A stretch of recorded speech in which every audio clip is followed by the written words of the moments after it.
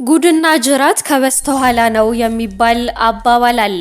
የሞቱ ዜና ሲሰማ መላው የኢትዮጵያ ሕዝብ በሚባል መልኩ ልቡ ተሰብሯል። እያሳሳቀ ጥሎን ሄደ፣ ያ የማያባራውና የሚያምር ፈገግታውን አፈር ለበሰ ሲሉ ብዙዎች የሞትን ክፋት አጥብቀው ሲጠሉ ተስተውለዋል። ተወዳጁ አርቲስት ኮሜዲያን የሳቅ ንጉስ ተብሎ የሚሞካሸው ነጻነት ወርቅነህ እንግዲህ ህይወቱ ካለፈ ጥቂት ጊዜያት ተቆጥረዋል። ነገር ግን አሁን እንደ አዲስ ጉድና ጅራት ወደ ኋላ ነው እንደሚባለው በጣም አስደንጋጭና አወዛጋቢ የሆኑ ነገሮች እየተሰሙ ነው። ለአርቲስት ነጻነት ወርቅነህ ሞት ተጠያቂ የገዛ ባለቤቱ የልጆቹ እናት ናት ተብሏል። የነጻነት ወርቅነህ ቤተሰቦች ታላቅ እህቱ፣ ታላቅ ወንድሙና ታናሽ ወንድሙ እንግዲህ አወዛጋቢ ነገርን እየተናገሩ ነው። ነጻነት በትዳሩ ደስተኛ አልነበረም። ትዳሩንም ያላፈረሰው ሙያውን ስለሚወደውና ትዳሩን አፈረሰ የሚለው ወሬ ደግሞ ለሙያው አስጊ ስለሆነ ነው እንጂ ከሚስቱ ጋር ሰላም አልነበረም። እሷ የምትፈልገው ገንዘቡን ነበረ። እሷ አሜሪካ ቁጭ ብላ ኢትዮጵያ መምጣት አትፈልግም። ነገር ግን ደግሞ ኢትዮጵያ ያለው ነጻነት እየሰራ ልጆቹን እንዲረዳ ትፈልግ ነበረ በማለት በጣም ብዙ ነገሮችን እየተናገሩ ነው። ይህም ብቻ አይደለም፣ ለ29 ዓመት አብሮ የቆየው ጓደኛውን አስናቀንም ጭምር በጣም ብዙ ነገሮች እያሉት ይገኛሉ። በርካቶች እንግዲህ እየተወዛገቡ ነው። ከህልፈቱ በኋላ ኢቢኤስ ቴሌቪዥን ላይ ቀርበው ወንድሞቹ እህቶቹ ቀርበው ስለ ነጻነት ሚስት እንዲሁም ደግሞ ስለ ልጆቹ ያወሩት ነገር ነበረ። አሁን ደግሞ ከዛ በጣም በተቃራኒ መልኩ አንድ የዩቲዩብ ቻናል ላይ ቀርበው በጣም በተቃራኒ መልኩ የተናገሩት ነገር በርካቶችን አወዛግቧል። እውነታው የቱ ነው? ለምንስ ደግሞ ይሄንን ነገር ማውራት ፈለጉ? የገንዘብ ጸብ አለባቸው፣ በንብረት ወይ ደግሞ በሆነ ነገር አለመግባባት ተፈጥሯል እያሉ ብዙዎች የራሳቸውን ሀሳብ እየሰጡ ነው። ኢቢኤስ ቴሌቪዥን ላይ ቀርበው የተናገሩት ነገር ወይስ ደግሞ በዩቲዩብ ቻናሉ ላይ ቀርበው የተናገሩት ነገር ነው እውነት የሚለው የበርካቶች ጥያቄ ነው። ሰላም ጤና ይስጥልን ውድ የቻናላችን ቤተሰቦች፣ እንደምንቆያችሁን ዘወትር አዳዲስና ሰበር መረጃዎችን ይዘን የምንቀርብበት ሰዓት ላይ ነው የምንገኘው። ለቻናላችን አዲስ ከሆናችሁ ቻናላችንን ሰብስክራይብ እንዲሁም ደግሞ ላይክ እና ሼር እያደረጋችሁ የምንለቃቸውን መረጃዎች ለመላው ዓለም ማጋራት አትርሱ። ቀጥታ ወደ ዛሬው መረጃችን እናልፋለን። እንግዲህ ተወዳጁ አርቲስት ነጻነት ወርቅነህ ህልፈቱ ሲሰማ በጣም በርካቶች ልባቸው ተሰብሮ ነበረ። መላው የኢትዮጵያ ሕዝብ በሚባል መልኩ ነው ሀዘኑን ሲገልጽ የነበረው። ከዛ በፊት እንግዲህ ህይወቱ ከማለፉ በፊት ራሱ ወደ ህንድ ለሕክምና በሄደበት ሰዓት በጣም ብዙዎች መልካም ምኞታቸውን ሲመኙለት እንደነበረም የሚታወስ ነው። ከዛ የህልፈቱ ዜና ሲሰማም እንግዲህ ሁላችንም እንደተመለከትነው በሶሻል ሚዲያውም እንዳየነው ነው። አሁን ግን ከህልፈቱ በኋላ በጣም በርካታ ነገሮች እየተፈጠሩ ይገኛሉ። በተለይ ደግሞ አሁን በወጣው መረጃ ወንድሞቹና እህቱ የተናገሩት ነገር በጣም አወዛጋቢ ሆኖ ነው የተመለከትነው። ስለ ባለቤቱ እንዲሁም ደግሞ ስለ ባለቤቱ እናት፣ ስለ 29 ዓመት አብሮት ስለቆየው ጓደኛው አስናቀ ወንድሞቹና እህቱ ያሉት ነገር በጣም እያወዛገበ ይገኛል። ከዚህ በፊት እንግዲህ ባለቤቱ የገንዘብ ማሰባሰቢያ በተደረገላት ሰዓት ጎፈንድሚ በተደረገ ሰዓት በኢቢኤስ ቴሌቪዥን ቀርበው እንግዲህ አሁን በዚሁ በዩቲዩብ ቻናሉ ላይ ቀርባ የተናገረችው እህቱን ጨምሮ ወንድሞቹ ስለ ባለቤቱ፣ ስለ ልጆቹ፣ ስላላቸው ትዳር፣ ስለ ሁሉም ነገር በጣም ብዙ ነገሮችን አውርተው ነበረ። በዛ ሰዓት እንግዲህ ስለ ባለቤቱ ጥሩነት፣ ስለ ልጆቹም ብዙ ነገሮችን ተናግረው ነበረ። አሁን የተናገሩት ነገር በጣም ከዛኛው በተቃራኒ መልኩ በማይገናኝ መልኩ ነው እንግዲህ አሁን ያሉትን ያደመጥ ነውና በሰዓቱ ታዲያ ለምንድን ነው ይሄ እውነታ ኖሮ ከነበረ ለምንድን ነው በዛ ሰዓት እህቱም ያልተናገረችው ስለ ባለቤቱ ይሄንን ነገር ያላወራችው? አሁን ላይ ይሄንን አምጥታ ማውራቷ ምንድነው ጥቅሙ የሚሉና ለገንዘብ ነው ወይም ደግሞ ያጣላቸው ነገር አለ፣ በሀብት ነገር ተጣልተዋል፣ በዛ ጉዳይ ነው እንጂ አሁን ላይ ይሄ ወሬ እየተወራ ያለው ስህተት ነው፣ አሁን መወራቱ ልክ አይደለም፣ የተወራው ነገርም ሐሰት ነው እያሉ ብዙዎች የየራሳቸውን ሀሳብ እየሰጡ ነው የሚገኙት። እንግዲህ ወንድሙ፣ ታላቅ እህቱ፣ ታናሽ ወንድሙ በአንድ የዩቲዩብ ቻናል ላይ ቀርበው በርካታ ነገሮችን ነው እየተናገሩ የሚገኙት።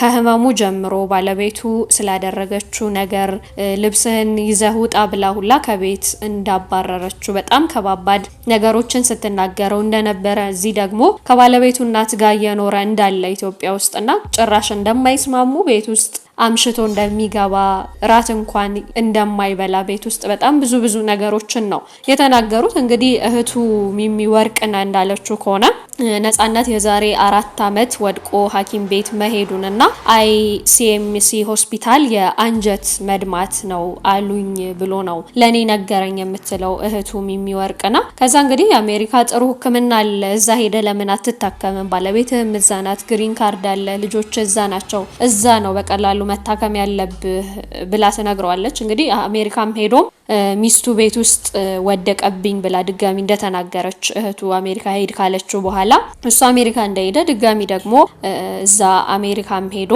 ወደቀ ነው የምትለው እህቱ ሚሚ። ከዛም አሜሪካ ያልተመቻቹለት ነገሮች እንደነበሩም ትናገራለች። ከአሜሪካ የተመለሰውን በጣም ከፍቶት ነው ጉበት እንደታመመ የተነገረውም አሜሪካ ሀገር ነበረ። መጀመሪያ እንግዲህ እዚህ ወድቆ ሐኪም ቤት በሄደበት ሰዓት የአንጀት መድማት ነው ያሉትና ቀለል ያለ ህመም ነበረ የመሰለው። ከዛ አሜሪካ ከሄደ በኋላ ግን ጉበት እንደሆነ ነግረውት ነበረ። ከዛ ከሚስቱ ጋር ለመግባባት ተፈጥሮ ወደ ኢትዮጵያ ሲመለስ እንግዲህ ከአሜሪካ የተመለሰው በጣም ከፍቶት ጉበት እንደታመመ ተናግሮት ከፍቶት ጠቁሮ በጣም ከስቶ ነው የመጣው ስትል ነው ሚሚ ወርቅነህ እንግዲህ የተናገረችው። አሜሪካ ከሚስቱ ጋር ተጋጭተው ለኔ ደውሎልኛል።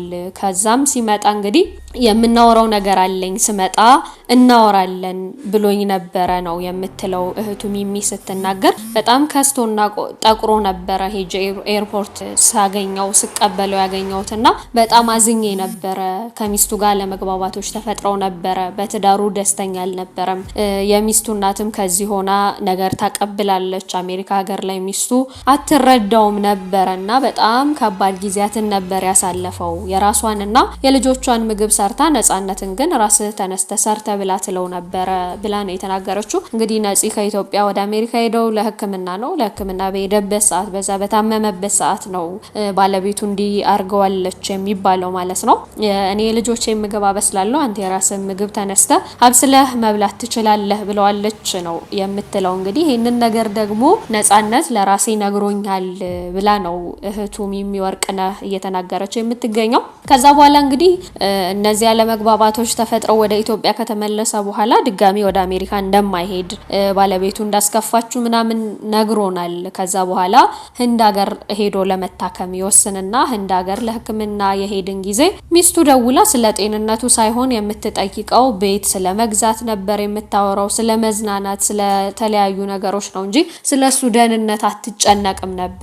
በየወሩ የሚልክልኝም $2000 አይበቃኝም አይጠቅመኝም ብላኛለች ነው ብሎ የነገረኝ ነው የምትለው ሚሚ ስትናገር። በየወሩ እንግዲህ $2000 ለልጆቹ ማሳደጊያ ከኢትዮጵያ እንደሚልክ፣ እዚህ ደግሞ ከባለቤቱ እናት ጋር የሚኖሩበትን መኖሪያ ቤት የቤት ኪራይ እንደሚከፍል እና በጣም አስቸጋሪ ጊዜያቶችን እንደሚያሳልፍ ነው የምትናገረው። ታዲያ ይሄ ትዳር ደግሞ ለምንድን ነው በዚህ በአስቸጋሪ ነገር የሚቀጥለው? ይሄን ሁሉ ነገርስ ለምንድን ነው ታግሰ የምትኖረው? ለምን አያበቃም ባልነው ሰዓት ግን የሚለው ነገር ቢኖር ስራዬን ወደዋለሁ፣ ሙያዬን አከብረዋለሁ። አሁን በዚህ ሰዓት ትዳሬ ቢፈርስ ለሙያዬም ጥሩ አይደለም። የሚወራው የሚናፈሰው ወሬም በጣም የሚያስጠላ ነገር ነው የሚሆነውና ለዛ ታግሼ መኖርን እመርጣለሁ ብሎናል ነው የሚሉት። እንግዲህ እህቱም የነጻነት ወርቅነህ እህትም ሆነ ታላቅ ወንድሙ በዚሁ በትዳሩ ጉዳይ ይሄንኑ ነው የሚሉት። ከዛ በተረፈ እንግዲህ ስለ ጓደኛው ሲያወሩ አስናቀ